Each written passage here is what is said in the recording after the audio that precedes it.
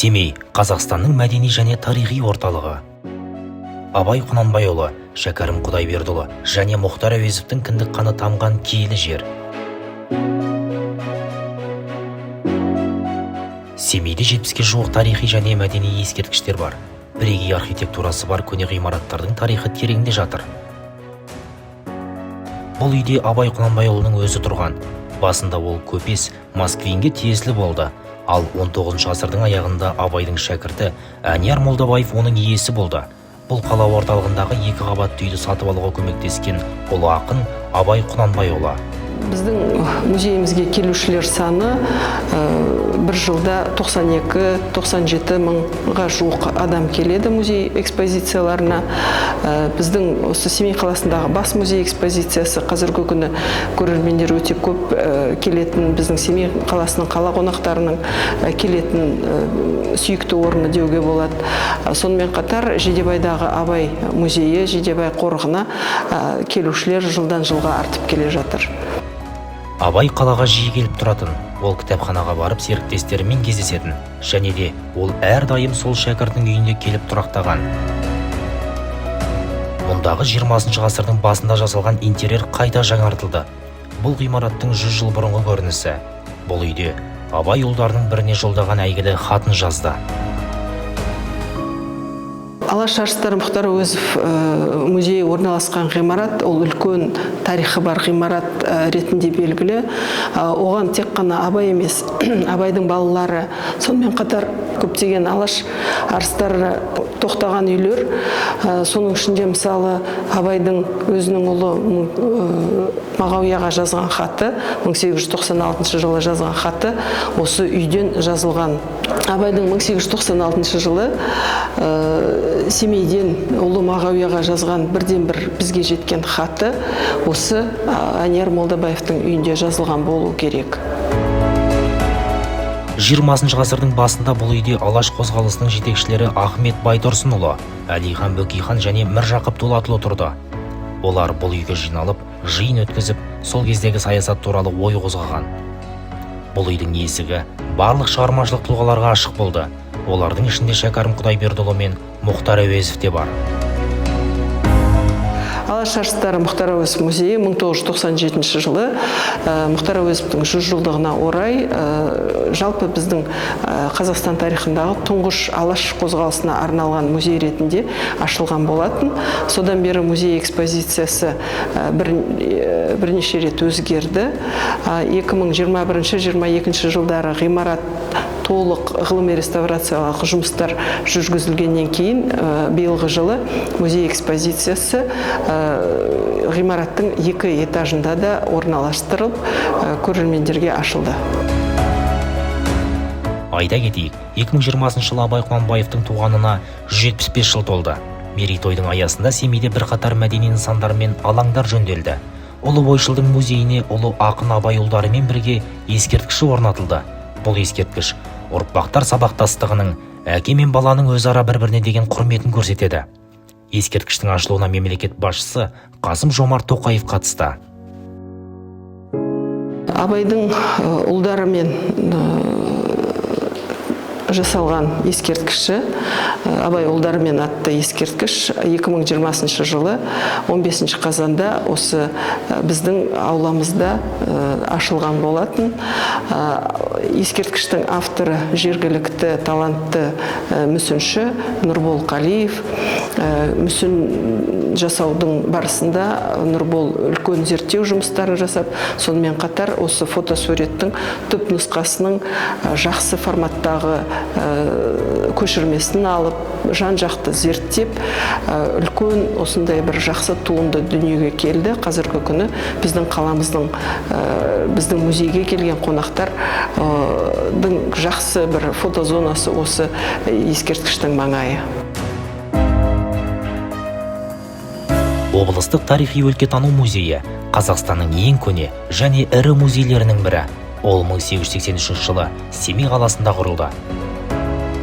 Оның бастаушылары Евгений Михайлис пен статистика комитетінің мүшелері.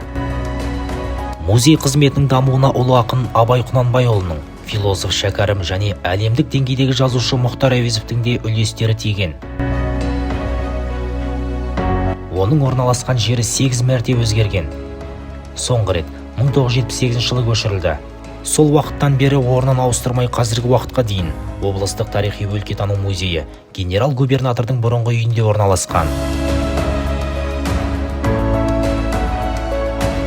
1940 жылы Семейде Ұлы ақынның дербес музейі ашылғанда сол экспонаттарды Абай музейіне тапсырған болатын.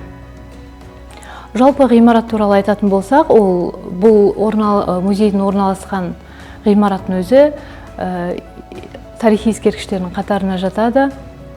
19 ғасырдың екінші жартысында құрылған, губернатор үйі деп аталған, 1917-20 жылдары бостандық үйі деп аталған. Жалпы кеңес үкіметі кезінде бұл жерде саяси ағарту үйі деген мекемелер орналасқан.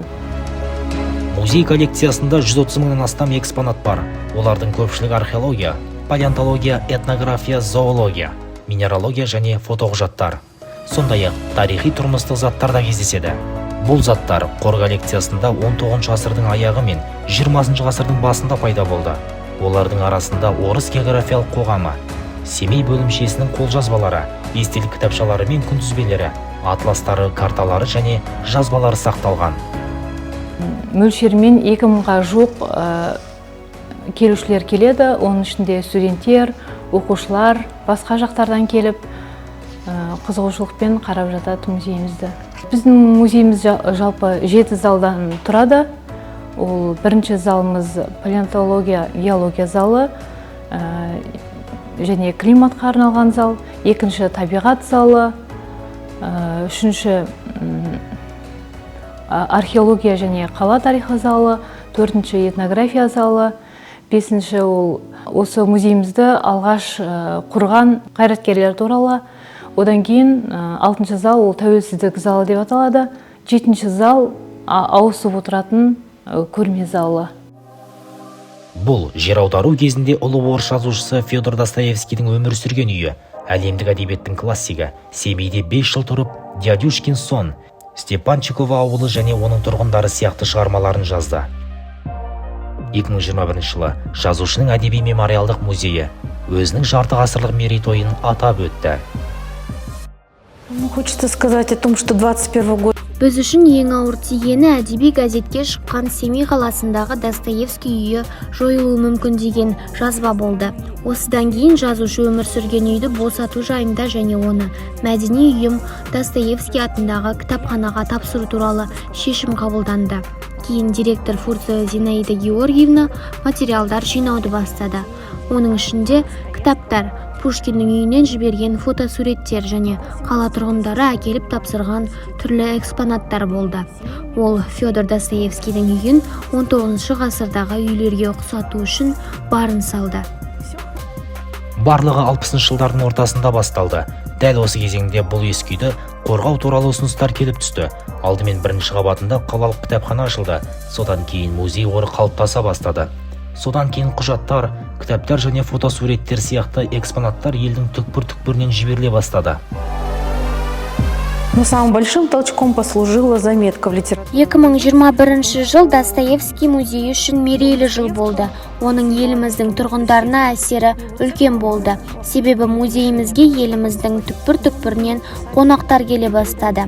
Музейге келушілердің қазақстандықтар екені қуантты. Олар арнайы біздің қаламызды, біздің керемет музейлеріміз Абай музейін, Достоевский музейін көру үшін келді.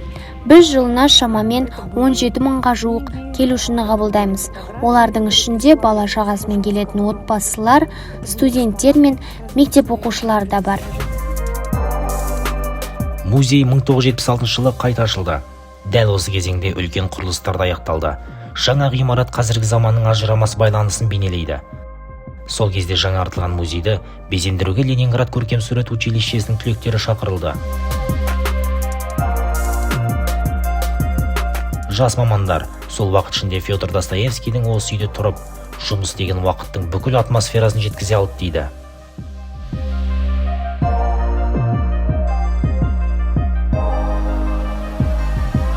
Было много вариантов. Келіп түскен жобалардың саны өте көп болды. Соның ішінде 27-ші нөмірлі архитектор Властовтың жобасы.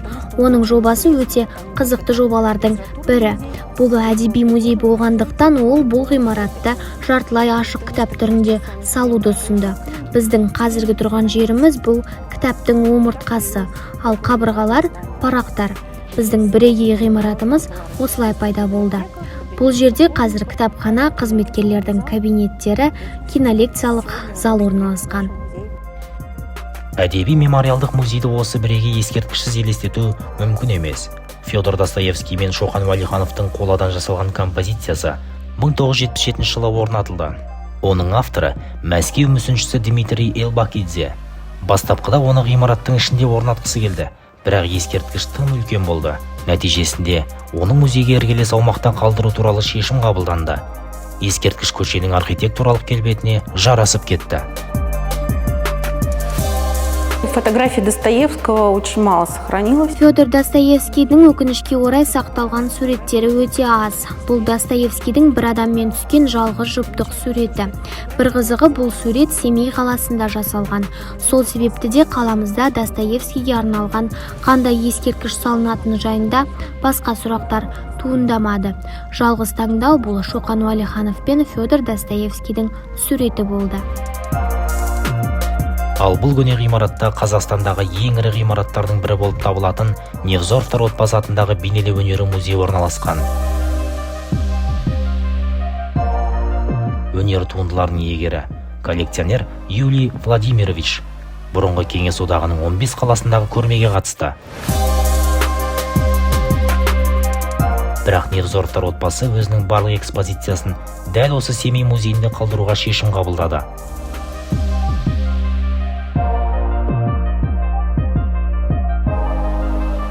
1988 жылы мәскеулік коллекционер Юлий Владимирович Невзоров біздің қаламызға, біздің музейімізге 100 жыл бойы жиналған коллекциясын сыйға тартты.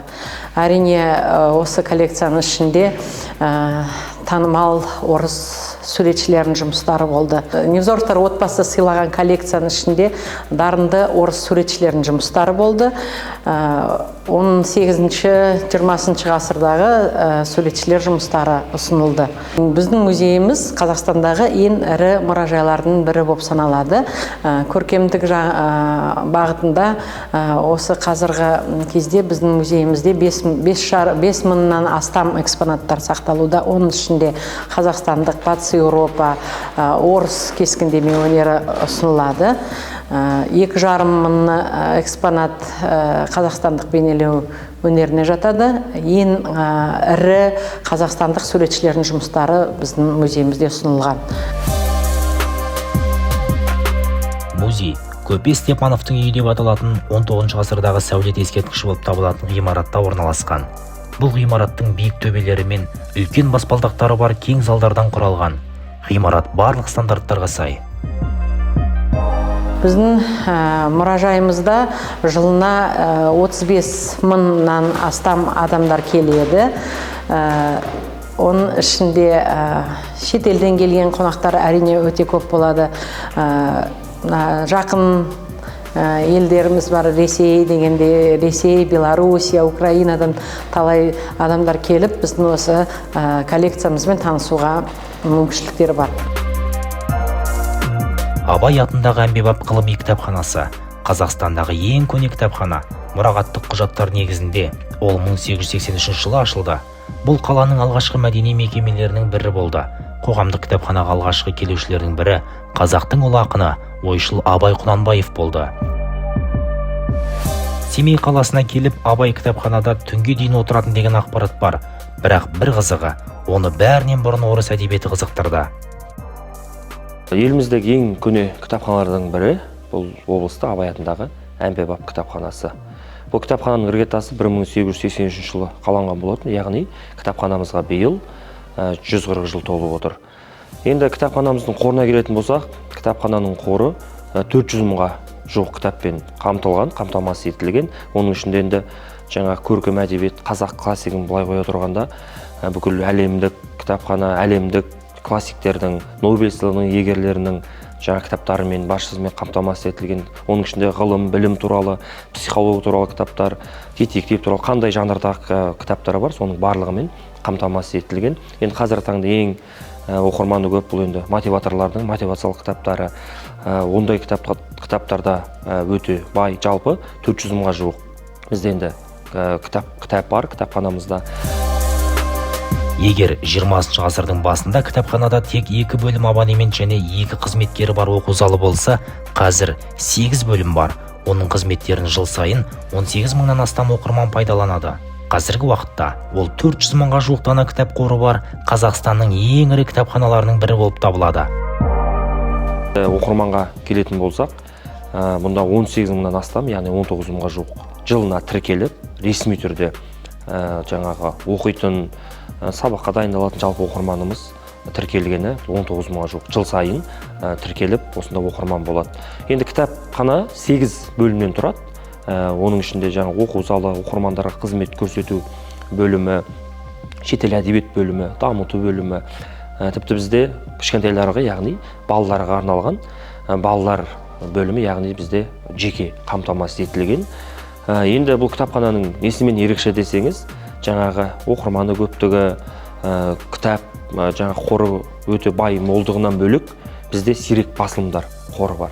Яғни ешқай жерде көбі қайталанбайтын түп нұсқалық кітаптар мен жаңа құжаттар 5 мыңға жуық сирек басылымда бізде кітаптар мен құжаттар бар.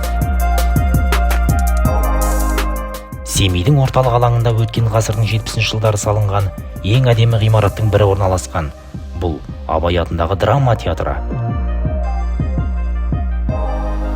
Оның тарихы 1917 жылы Мұхтар Әуезовтің Ойқұдық жайлауында қойған еңлік кебек спектаклінің премьерасынан басталады. Театр ресми түрде 1934 жылы тіркелген.